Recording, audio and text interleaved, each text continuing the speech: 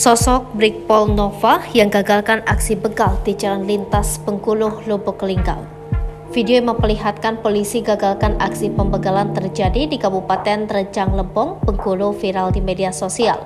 Rekaman diunggah oleh sejumlah akun Instagram seperti @memomedsos. Pada awal rekaman terlihat adanya 3 pria terlibat keributan di pinggir jalan.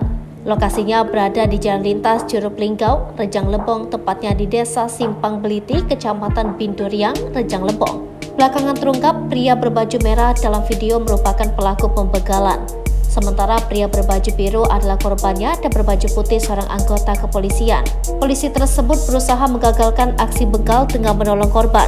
Pada akhir video, tampak pelaku begal berhasil diamankan berkat kerjasama polisi dan warga sekitar. Sosok Brigadir Polisi Nova Andrian Saputra polisi viral jadi sorotan. Ia merupakan sosok seorang polisi yang sangat disiplin dalam bertugas dan juga sangat mencintai keluarganya. Pria kelahiran Curug 4 Desember 1991 ini merupakan seorang anggota Polsek Bengkok.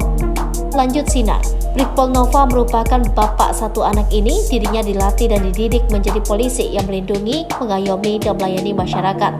Saat kejadian saat itu, dirinya sedang bersama sang anak dan sang istri, mau mengantarkan keluarganya ke kota Lubuk Linggau bertemu dengan mertuanya.